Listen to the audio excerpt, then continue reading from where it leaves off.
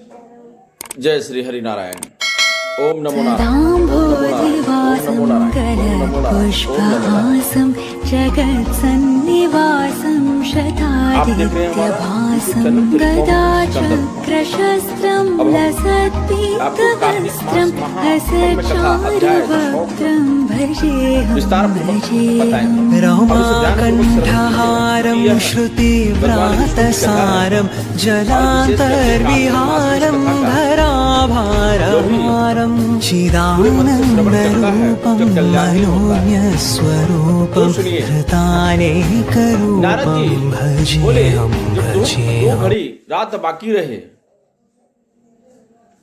तब तुलसी की मृतिका वस्त्र और कलश लेकर जलाशय पर जाएं और कार्तिक में जहां कहीं भी प्रत्येक जलाशय के जल में स्नान करना चाहिए।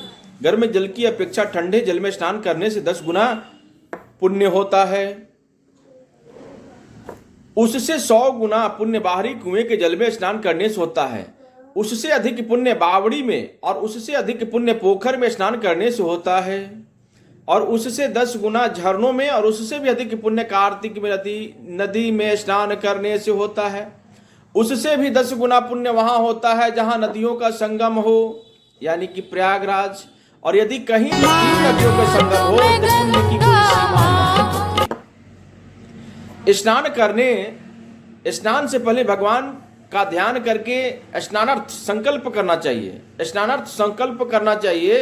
फिर तीर्थ में उपस्थित देवताओं को क्रमशः अर्घ्य, आचमनीय आदि देनी चाहिए, आचमन करना चाहिए। अर्घ्य मंत्र इस प्रकार है: हे कमलनाथ आपको नमस्कार है, हे जलसाई भगवान आपको प्रणाम है, हे ऋषिकेश आपको नमस्कार है, मेरे दिए गए अर्घ्य को आप ग्रहण करें।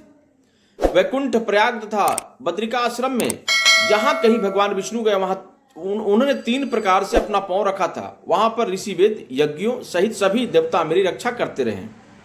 हे जनार्दन, हे दामोदर, हे देवेश आपको प्रसन्न करने हेतु मैं कार्तिक मास में विधि विधान से ब्रह्म मुहूर्त में स्नान कर रहा हूं।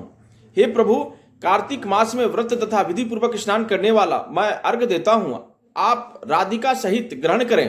हे कृष्ण, हे बलशाली राक्षसों का संहार करने वाले भगवान पुरुषोत्तम, हे पापों के नाश करने वाले, कार्तिक मास में प्रतिदिन दिए हुए मेरे इस अर्घ्य द्वारा कार्तिक स्नान का व्रत करने वाला फल मुझे प्राप्त हो।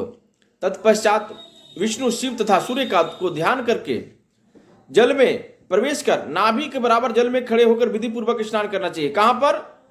नाभि जो है ना, नाभि उतना ही जल में खड़ा होना है, उससे ज्यादा नहीं।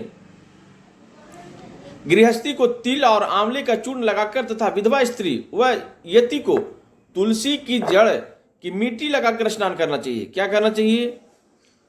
तुलसी की जड़ की जो मिट्टी होता है ना, वह लगाकर स्नान करना चाहिए। सप्तमी, अमावस्या, नवमी, त्रयोदशी, द्वितीया, दशमी तथा तिथियों, 10वीं आदि तिथियों को आंवला तथा तिल से स्नान करना वर्जित है। स्नान करते हुए निम्न शब्दों का उच्चारण करना चाहिए। कौन कौन से शब्दों का हम लोग उच्चारण करेंगे स्नान करते समय? जिस भक्ति भाव से भगवान ने देवताओं के कार्य के लिए 3 प्रकार का रूप धारण किया था, वही पापों को नाश करने वाले भगवान विष्णु अपनी कृपा से मुझे पवित्र बनाए। जो अमनुष्य भगवान विष्णु की आज्ञा से कार्तिक व्रत करता है, उसकी इंद्रादि सभी देवता रक्षा करते हैं, इसलिए वह मुझको पवित्र करे। बीजों, रहस्यों तथा यज्ञों सहित वेद के मंत्र, कश्यप आदि ऋषि, इंद्रादि देवता मुझे पवित्र करें। अदिति आदि सभी नारियां, यज्ञ, सिद्ध, सर्प और समस्त औषधियां व तीनों लोगों का पहाड़ मुझे पवित्र करें। इस प्रकार कहकर स्नान करने के बाद मनुष्य के हाथ में पवित्री धारण करके देवता, ऋषि, मनुष्य तथा पितरों का विधि पूर्वक तर्पण करनी चाहिए। तर्पण करते समय तर्पण में जितने तिल रहते हैं उतने वर्ष पर्यंत व्रती के पितृगण स्वर्ग में वास करते हैं। उसके बाद व्रती को जल से निकलकर शुद्ध वस्त्र धारण करनी चाहिए। तभी तीर्थों के सारे कार्यों को निवृत्त होकर पुनः भगवान विष्णु का पूजन करनी चाहिए। सभी तीर्थों के सहारे देवताओं का स्मरण करके भक्ति पूर्वक सावधान होकर चंदन, फूल और फलों के साथ भगवान विष्णु को फिर से अर्घ्य देनी चाहिए। अर्घ्य के मंत्र इस प्रकार है: मैंने पवित्र कार्तिक मास में स्नान किया है। हे विष्णु, राधा के साथ मेरे दिए अर्घ्य को ग्रहण करें।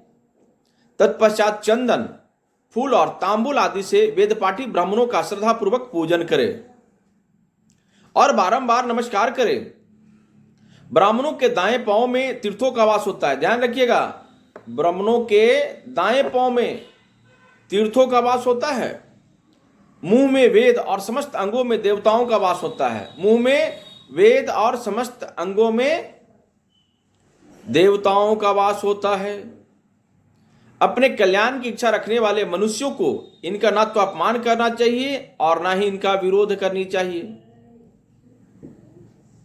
जो साधक ब्राह्मण हैं,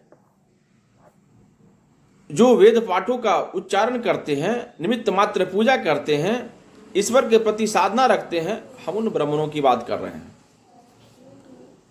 अपने कल्याण की इच्छा रखने वाले जो लोग हैं, इनका ना तो विरोध करना चाहिए इन ब्राह्मणों का, है ना।